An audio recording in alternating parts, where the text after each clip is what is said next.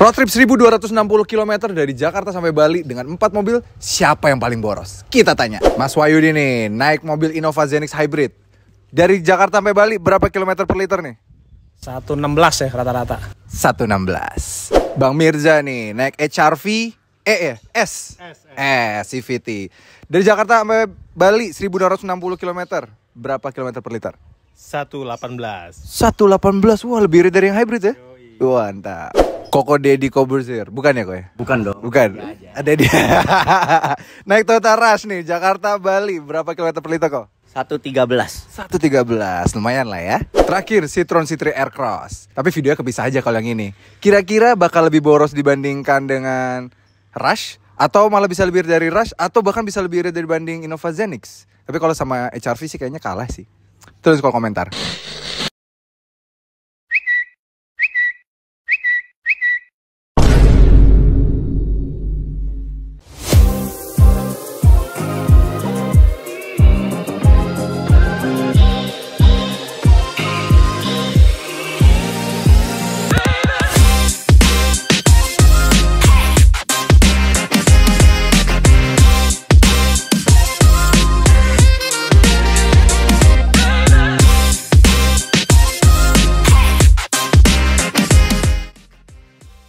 Halo guys, welcome back to CVT Indonesia bersama kami, Reza Rever.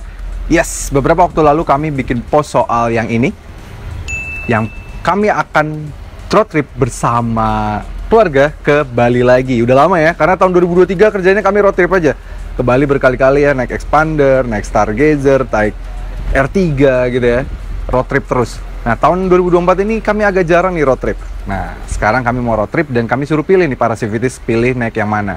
Dan turns out dari dua mobil yang kami suruh pilih, kalian memilih pakai Citroen C3 Aircross ini. Yes.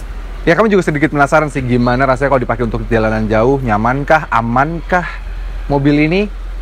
So, tanpa berlama-lama, ini dia CVT Vlog road trip ke Bali bersama Citroen C3 Aircross.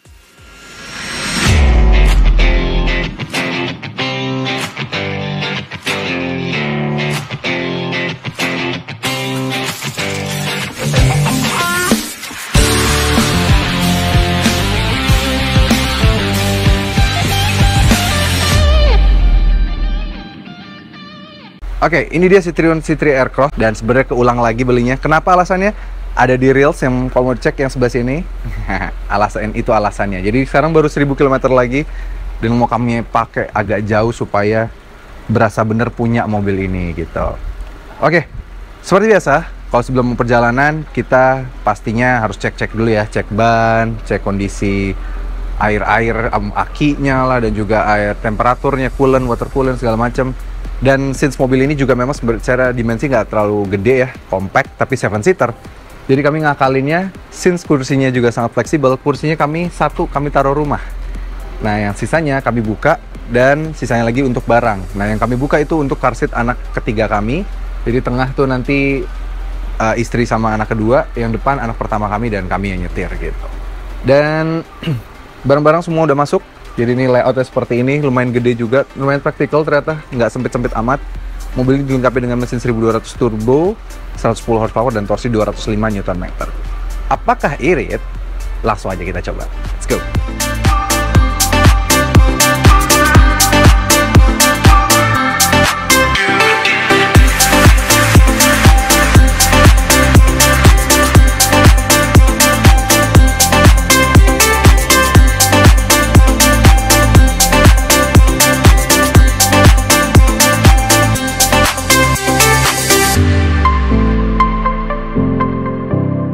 Oke, sudah sampai MBZ, sudah di jalanan MBZ nih, kilometer 31, tepatnya kita sudah berjalan 60 km.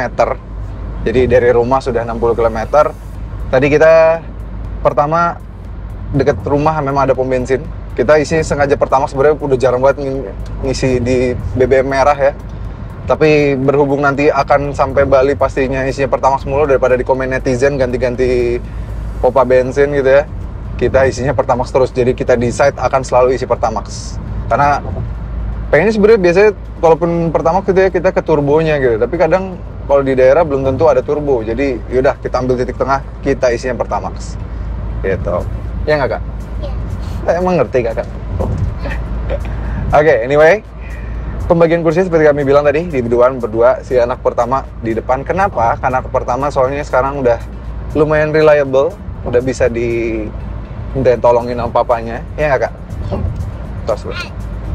Dan di belakang mamanya biar juga deket sama anak ketiga yang ada di car seat baris ketiga, dan ada anak kedua di tengah, gitu. Barang kita ada koper besar, ada stroller, ada tas gue kepisah sendiri sama tas anak-anak, muat semua di mobil ini. Surprisingly, walaupun dimensinya dia size-nya se Hyundai Creta di 4300-an mm, tapi lumayan masih praktikal ya dibandingkan dengan beberapa rival-rivalnya. Udah 7-seater masih bisa, 3 baris gitu ya. Ini jatuhnya kami bikin 6-seater lah ya. Terus juga barang masih bisa, barang koper besar juga masih muat. Oke banget. Dan sekarang kita sudah berjalan 60 km, kita dapat di MID, tulisannya di 17,1 km per liter. Ya lumayan irit, mengingat katanya orang-orang banyak yang udah ngetes boros, mungkin belum kebiasa dengan pola mesinnya PureTech. Memang PureTech ini kan ya adanya di Peugeot sebelumnya gitu ya, satu grupnya Citroen. Jadi orang jarang yang familiar dengan pola nyetirnya mesin ini, jadinya wajar ini nggak terlalu banyak yang ngeh kali ya, caranya biar irit, caranya gimana gitu ya. Average kecepatan di 70-an km per jam, karena tadi kita pertama kali mulai juga macet banget di Jor, karena kita tadi start di jam 9, biasa, ini hari Senin, Jor tuh ya orang kerja dan segala macam ya, macet banget, baru agak mulai kosong tuh ketika kita masuk MBZ ini, gitu. Oke.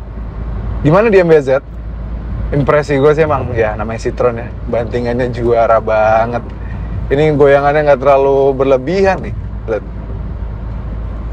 Terus ini kecepatan sekarang lagi di 120 km per jam.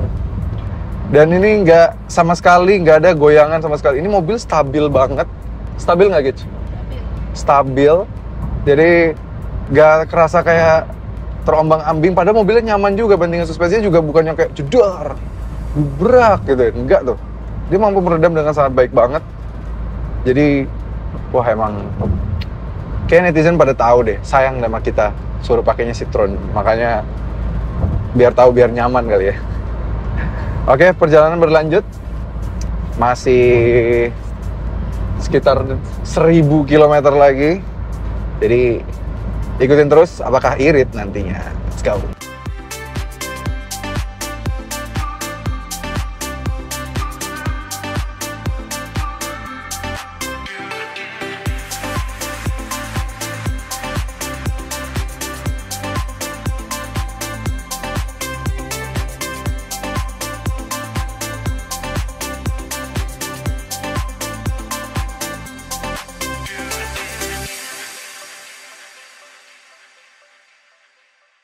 Oke, kita sudah berjalan 507 km. Belum sempat yang benar-benar berhenti ya, tapi kita sempat berhenti di kilometer 200-an waktu itu karena anak, istri, anak cewek harus pipis, yang cowok kan tinggal ganti pampers, sama istri juga mau pipis. Kebetulan di trip ini saya sengaja, karena terakhir membandingkan trip waktu ke naik Stargazer ke Medan itu kondisi lagi puasa, dan pernah juga trip pakai expander waktu itu ke Bali juga sedang nggak puasa. Ternyata kondisi malah lebih fit ketika puasa, jadi nggak gampang ngantuk, nggak gampang ausan, nggak pengen makan gitu ya. Jadi akhirnya kita putusin puasa, malah nggak dikit-dikit pengen pipis gitu ya. Bagus. So far kita sudah berjalan, kalau di MID sih sekarang 16,3 km per liter. Tapi entah kenapa kalau lihat sisa range-nya itu masih di 332. Itu artinya kita bisa berjalan 839 sisanya dengan trip ini, dengan sekali ngisi bensin. Padahal tangki dari mobil ini tuh di 45 liter. Jadi kalau angka di MID itu 16-an km per liter, itu berarti salahnya parah banget, jauh banget ya, bisa dibilang. Karena harusnya kalau memang benar nih sisa range kita di 300-an km lagi, jadi total 839 km secara total yang udah kita tempuh sama bakal kita tempuh itu, artinya dia bisa sekarang ini efisiensinya di 18,6 km per liter, ya kan?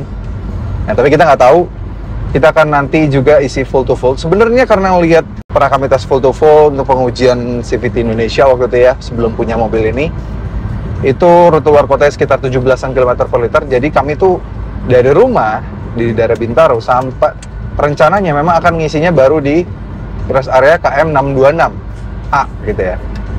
Tapi kalau misalnya memang masih sekitar 300 seperti ini, kami berencana lain untuk mungkin akan mengisi di lebih depan lagi gitu ya, untuk mempersingkat waktu. Tapi sambil ngomong-ngomongin sana, since kami sudah berjalan sampai 500 km, apa aja nih yang kami temukan lagi ya sepanjang perjalanan yang enak dan yang gak enak gitu. Ya, perjalanan tadi ya, kita lewatin MBZ, turun, sempat ada macetnya, hujan berkali-kali, hujan terang. Yang enaknya, ini kekedapan kabinnya juara sih. Ketika hujan, ini gedap banget. Kami di rumah ya, ada pembantingnya, ada Stargazer gitu ya. Pernah punya Expander, ada R3 gitu ya. Ya, range harga mirip-mirip seperti ini, 300-an juta lebih, dikit. Ini sih kedapnya juara banget. Ini lewatin bus, suara-suara mobil dari luar, dia mampu meredam dengan sangat baik. Paling kurangnya sedikit adalah blower tengah ini nih, air sirkulatornya di yang tengah ini. Lumayan berisik. Ini lagi nyala kondisi. Ini kami matiin. Berisik banget, lebih berisik bahkan dibandingkan dengan AC-nya. Jadi kayak suara kami tuh langsung kena di atas itu. Untungnya menurut kami ini cukup dingin dibandingkan misalnya kayak punyanya Kalia ya, yang bukan double blower. Karena cerdasnya dia tuh bener-bener ngisepnya tuh agak kenceng di bagian sini. Bahkan ada satu momen, anak kami berdiri di tengah sini, rambutnya ketarik ya. Iya. Ada bukti nyata lagi nih. Aku tadi gitu. Nih. Saking kenceng nyedotnya, jadi dia biar bisa memberikan angin lagi ke baris 2 dan baris 3. Jadi anak kami yang di baris 3 tuh tenang aja. Padahal anak yang paling nggak tahan panas di keluarga kami tuh anak yang baris yang ketiga tuh. Pokoknya panas dikit langsung keringetan, udah langsung pemarah banget dibanding kakak-kakaknya gitu ya. Tapi ini anteng banget tapi minusnya memang agak sedikit berisik karena dia ngisepnya, ngedotnya ini angin dari sini memang luar biasa banget. Itu agak aneh sih. Tapi nggak apa-apa. Sisanya kekedapan kabin ini juara banget nih. Kami lagi kecepatan 120 km per jam aja, nggak terlalu banyak suara angin pada kami sedang masih di daerah Ungaran gitu ya. Sisanya kayak bandingan suspensi, ngelewatin MBZ, ngelewatin patahan jalan. Terus tadi kami juga ngelewatin ya tol-tol kayak Semarang, Ungaran gitu ya. Ini juara banget, kenyamanannya oke, kedapannya oke, nggak usah diomongin lagi lah ya. Paling yang kami point out di sini adalah mesin turbonya. Yes, dia punya mesin 1200 cc, 110 horsepower, torsi 205 Nm. Karakternya itu kayak apa sih? Kalau untuk long distance cruising seperti ini enak sih. Enaknya as in dia itu tipenya malah kayak mirip ala-ala pakai mobil diesel untuk ke luar kota. Jadi kayak nggak effortless aja injek gasnya gitu, kayak dia langsung geleser sendiri mobilnya, gampang banget mobilnya dibejek gitu ya. Enak, bener-bener gampang banget, effortless. Bahkan beberapa kali kami kalau misalnya lagi agak sedikit kepancing gitu ya, banyak cumi-cumi darat dari kemarin tadi nempel-nempel kami tempel balik, bahkan ditanjakan, akhirnya kami bisa selip itu ketika ditanjakan. Dia kayak kehilangan napas, kami bisa gitu. Luar biasa banget. Pagi dibekali dengan transmisi 6 speed, jadi kayak anytime kita butuh tenaga lebih, tinggal pakai mode manualnya, gampang gitu ya. Set. Dan memang yang kami temukan di sini, anomali dari mesin ini, entah kenapa memang kalau dalam kota dia gap dari dalam rute efisiensi dalam kota dengan rute luar kota itu bisa kayak bumi dan langit. Memang terakhir kami pengujian, misalnya kalau dalam kota itu biasa aja ya 110, 111 gitu ya, tapi luar kota bisa 117, 118, gapnya lumayan jauh. Biasanya kalau mobil-mobil zaman sekarang mungkin dalam kotanya sekitar 112, luar kotanya 116 atau 117 gitu ya, gapnya itu nggak terlalu jauh gitu. Nah ini memang agak unik di mobil ini tuh. Yang kami point out lagi adalah posisi duduknya. Surprisingly kalau kalian suka nih posisi duduk yang benar-benar duduk seperti ini akan enak banget. Ini kayak duduk normal gitu. Posisinya kayak duduk normal, apalagi tambah dengan yang C3 Aircross ini sudah langsung ada armrest yang built-in ke kursinya. Jadi dan dia tuh lumayan tinggi, jadi kita kayak ala-ala Honda Jazz zaman dulu ya. Jadi lebih natural posisinya. Jadi enak di kita begini, itu enak banget rasanya, nggak nggak yang terlalu rendah di bagian kiri, yang kanannya ketinggian, karena beberapa mobil seperti itu kan, yang kanannya lebih tinggi karena door trim, yang kirinya armrestnya ngikutin center console gitu, jadi agak terlalu turun. Surprisingly ini malah enak untuk pengemudi gitu ya. Kami sih sebenarnya lebih suka yang posisinya bener-bener kayak agak semi tiduran gitu ya, lebih ke bawah lagi. Ini nggak bisa nih ala SUV banget, kita bisa benar lihat visibilitas juga bagus, karena yang pinter dari bahasa desain mobil ini tuh di ujung kanan dan kiri hoodnya tuh dia dibikin kayak cembung keluar, jadi kita bisa ngukur bagian terluar dari mobil ini membantu banget sih. Terus juga bahan dan leathernya enak, kursinya besar-besar. Kursi itu besar tuh nggak cuma baris pertama loh, baris pertama besar, baris kedua besar, baris ketiga besar. Jadi nggak cuma kursi depannya doang besar-besar, jadi meredam bantingan. Suspensinya juga bagus. Terus juga kita rasanya kayak duduk empuk gitu, enak banget. Dan yang kami seneng lagi, handling dari mobil ini. Ya beberapa kali mungkin kalau yang sering pakai perjalanan tol Cipali seperti ini kan, kayak di bagian Semarang, ya Jatingaleh gitu kan muternya lumayan cepet gitu. Di situ kami lumayan nguji handling dari mobil ini. Surprisingly, mobil ini padahal bentuknya bukan SUV kayak HRV gitu ya, misalnya crossover yang agak turun ke bawah agak pendek gitu, atau Yaris Cross yang agak pendek. Dia lebih bentuknya kayak Grand Vitara, X-Force atau kereta gitu yang agak gede gitu kan. Soalnya pas juga dimensi dari mobil ini lebih gede dibanding Grand Vitara, kereta, dan HRV gitu ya, lebih tinggi gitu. Tapi surprisingly dia meskipun nyaman, handlingnya muter belok begitu, itu masih enak banget. Jujur, wah kami aja sambil memperlihatkan ya footage-nya, gak limbung yang berlebihan. Kami banyak menemukan yang lebih limbung lagi, seperti Grand Vitara atau lebih limbung, X-Force lebih limbung gitu ya, kereta juga lebih limbung, yang bentuk-bentuknya besar gitu lebih limbung. HRV enggak lah, HRV itu benar-benar lebih slanted gitu. Enak jadinya untuk perjalanan jauh seperti ini. Tapi sayang, ada yang sangat kurang banget nih untuk mobil udah Eropa seperti ini gitu ya. Dia nggak punya teleskopik, dia hanya tilt saja. Tapi memang tipe hanya teleskopiknya dia tuh kayak ala-ala XL7 atau R3 ya, yang mana jarak dari dashboard ke setirnya memang sudah cukup mundur, udah 1 jengkal nih. Jadi nggak kita adjust aja majuin, cuma ya bener-bener dapat posisi enak nggak bisa. Tapi jujur dibandingkan dengan expander yang punya teleskopik pun, kami masih lebih dapat posisi enak di sini. Kenapa expander nggak enak? Karena teleskopiknya udah cuma yang penting punya, udah gitu bagian dudukan bokong kita nih bagian bawah itu hanya itu saja yang kalau mengatur height adjuster gitu. Oke, perjalanan berlanjut, nanti kita akan bahas lagi ketika selip-selipan ketika keluar tol ya. Akhirnya ternyata kami memutuskan untuk mengisi ulang full to full di rest area KM 626A, di mana dengan jarak 674,6 km kami menghabiskan 41 liter, atau efisiensi full to full-nya adalah 16,45 km per liter. Wow.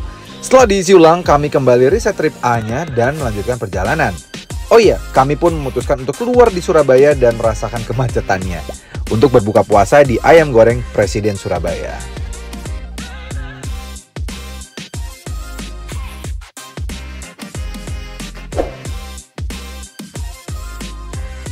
Perjalanan berlanjut melewati Probolinggo, di mana jalanan sangat menantang, selip-selip, hingga akhirnya tiba di Pelabuhan Ketapang pukul 4 pagi dini hari dan menyeberang ke Pulau Bali.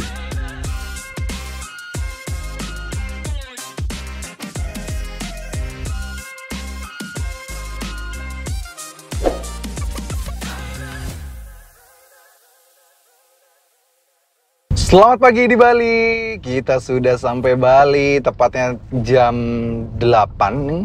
Sebenarnya tadi kita udah nyampe Bali jam 7-an ya, jam 6 bahkan ya, waktu Bali, landing di Pulau Balinya ya. Cuma kita kan arah Sanur nih, kita jam 8, which is berarti tandanya kalau waktu Indonesia bagian Barat artinya jam 7.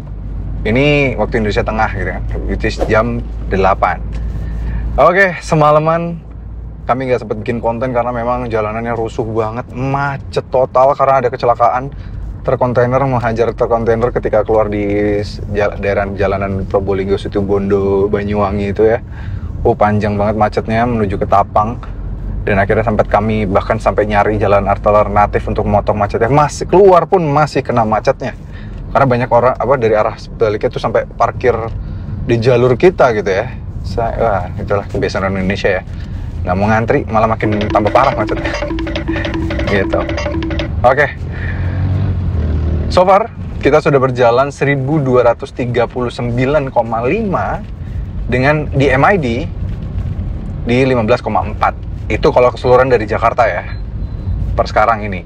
Tapi kalau yang trip A yang dimana kita baru nolin di yang habis ngisi di KM 626, kemarin akhirnya ngisi di KM 626 karena daripada gambling kita isi aja di 626 gitu ya.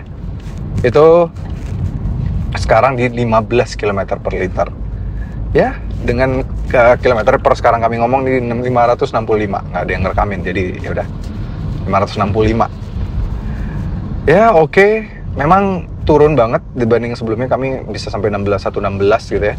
Wajar karena jadi ada rute biasa, dan di rute biasanya juga macet. 1, 2, kita sempat berhenti lama di rest area utama raya, yaitu 2 jam berhenti di mobil, dan di mobil semua pada tidur dan AC kondisi nyala 2 jam. Jadi ya wajar ya, bawa anak bayi, ada anak-anak masih SD, TK gitu ya, jadi mana mungkin kita nggak nyalain AC gitu ya, pasti panasan gitu ya. Dan macet, habis itu lanjut perjalanan macet, terus pas mau masuk kapal juga ngantri. Di kapal pun anak-anak sempat bentar doang matiin mobil, tiba-tiba mereka nggak kuat lagi, ujungnya nyalain AC lagi, dan kami juga akhirnya tidur juga untuk beristirahat, barulah jalan lagi ya. So far masih bisa 15 km per liter, menurut kami cukup oke, mengingat mobil ini performanya masih bagus banget ya. Ini tadi kami nyelip-nyelip nih begitu keluar di Bali atau semalam gitu ya, melewati jalanan Probolinggo situ Bondo itu ya, nyelip-nyelip truk, lawannya truk-truk besar, mobilnya nggak kesulitan sama sekali. Bahkan ya kami pernah road trip panjang bersama 4 mobil ya, dengan range-nya kebetulan harganya sama semua ya. Ada si yang pertama tuh dulu sama Expander, habis itu pernah sama Stargazer ke Medan. Expander rutenya sama nih ke Bali juga, R3 ke Bali juga, terus juga ini terakhir nih sekarang Citroen C3 Aircross gitu ya. Dari semuanya yang pernah kami coba, tenaganya yang paling buas itu ini, si Citroen C3 Aircross. Tapi kalau yang paling efisien si Stargazer gitu ya. Yang paling enak handlingnya R3, tapi performanya ya sama si Stargazer 11-12 masih kencengan Stargazer kalau misalnya untuk selip-selip lah ya. Karena R3 tuh mungkin kalau akselerasi lurus dia masih oke, tapi kalau misalnya akselerasinya cuma one step gitu, terus-terusan lagi ya, ketika baterainya lagi nggak ngisi, motor listriknya kurang membantu memang. Jadi akselerasinya kurang kenceng. Kalau sedangkan si Stargazer tuh kayak anytime, mesin 1500 Smart Stream-nya tuh anytime membantu terus ketika kami nyetir ya, sedangkan R3 enggak. Nah kalau Expander, paling apa dia? Nyaman, sama ini nyamanan ini, sama R3 nyamanan R3. Iya bang, handling bagusan R3. Desain lah ya, desain Expander bisa diterima semua masyarakat lah ya. Tapi desain ini juga bagus sih sebenarnya. Kalau desain yang R3 sama yang Stargazer ya niche market lah ya. Tapi kalau ya dari 4 kali coba, Expander itu paling boyo buat nyelip, kami sering kehilangan momentum. Paling boros juga dengan rute yang sama loh dengan mobil ini. Waktu itu juga kena macet juga. Persis banget kejadiannya kayak waktu kami bawa Expander ya. Waktu bawa R3 alhamdulillah smooth banget waktu itu. Cepat banget, nggak ada kejadian kecelakaan, ketapangnya juga lancar, nggak tahu kenapa, alhamdulillah banget. Sedangkan waktu bawa Expander sih, wah dahsyat banget itu macetnya, persis kayak kemarin bawa Aircross ini. Tapi Aircross bisa tembus 115, waktu itu si Expander 112 mentok, agak berat memang. Dan kayak kita belum tahu sih, memang ini belum full to full karena memang bensinnya belum habis, kita belum ngisi lagi, belum sampai full to full, biar sampai full to full lagi. Nanti ketika kita sampai Sanur, kita akan isi full to full lagi. Nah, kami menemukan, apa aja yang kami temukan nih selama perjalanan tadi? Ya, ternyata memang yang namanya ada adas itu penting juga. Kalau perjalanan untuk tol ya, lumayan membantu ketika misalnya kayak kami kangen banget malah ketika di tol panjang gitu ya, ketika lagi udah bosen, udah gak bisa ngapa-ngapain. Kadang suka ngotak-ngatik fitur kan kalau lagi kayak gitu. Nah, kangen banget sama Hyundai Smart Sense-nya Stargazer tuh. Yang mana bisa nge-keep kita di lane segala macem. Or at least ada cruise control kayak seperti di R3 atau Expander gitu ya. Ini nggak ada sama sekali. Jadi ya kaki kita full di sana. Untung mobilnya nyaman gitu ya. Dan yang kami kebantu lagi adalah mobil ini punya mode manual. Sama sih seperti si Stargazer, cuma Stargazer kan masih walaupun di IVT, dia tetap aja kayak ibaratnya anak perusahaannya CVT gitu. Ibaratnya maksudnya still a CVT gitu, walaupun lebih enhanced gitu ya. Tapi ya masih ada kurang agresifnya gitu. Sedangkan transmisi mobil ini ketika kita rubah mode manual, agresif banget. Kita tinggal turunin 2 gigi, langsung cepet banget kita bisa untuk take over buat nyelip-nyelip. Bahkan malam hari itu kami bilang waktu di tol lawan Fortuner, pas keluar tol di Situbondo itu kami ditempel terus sama Pajero berselip-selipan, dan bahkan akhirnya ada satu momen karena banyak nikung-nikung, Pajero kan limbung gitu ya. Ini nggak bisa kejar lagi sama si Pajero kayak nyerah deh, udah nggak bisa ngejar lagi gitu. Ya menarik, tapi kita akan lihat sampai Bali ini kira-kira habis berapa bensinnya. Sesampainya di Sanur, Bali, kami langsung mengisi BBM full tank kembali. Ayo, kira-kira berapa yang isi kedua kali ini?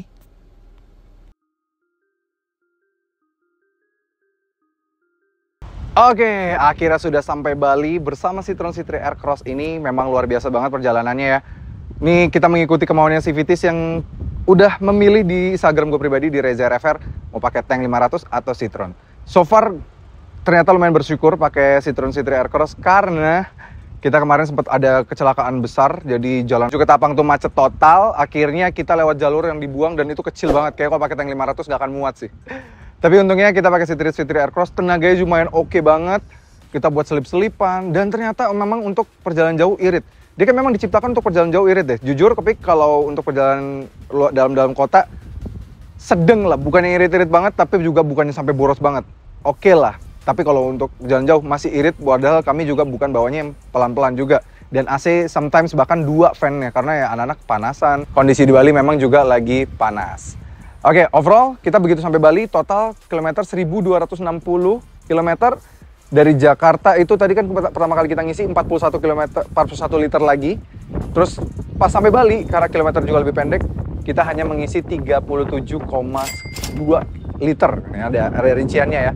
Jadi total kalau dibagi full to fullnya di 16,1 km per liter. Gimana menurut para Civities? Irit atau enggak? Yap, itu artinya dengan metode full to full di mana start dari Jakarta full, kami hanya membutuhkan tambahan bensin lagi 78,2 liter untuk mencapai 1260 km. Cukup irit mengingat kalau dibandingkan dengan rekan seperjalanan kami yaitu Toyota Rush yang full to fullnya di 13 km per liter, Innova Zenix Hybrid 16 km per liter, Citroen C3 Aircross ini cukup irit padahal kami hanya menempuh Jakarta-Bali di 21 jam saja. Berarti tandanya cukup cepat, nggak banyak berhenti gitu ya. Memang kali ini harus mengakui HRV paling irit dengan full to fullnya di 18 km per liter. Yes, ini dia Citroen C3 Aircross. Kami mau liburan sekarang. Terima kasih banget sudah menonton. Jangan lupa like video ini, subscribe ke channel YouTube CVT Indonesia, dan nyalakan lonceng notifikasi. Memang juga ke Instagram kami di @cvt.indonesia, dan bagi kalian tertarik untuk meminang Citroen ini bisa melalui website kami di cvtindonesia.co.id. Sampai ketemu lagi di video berikutnya.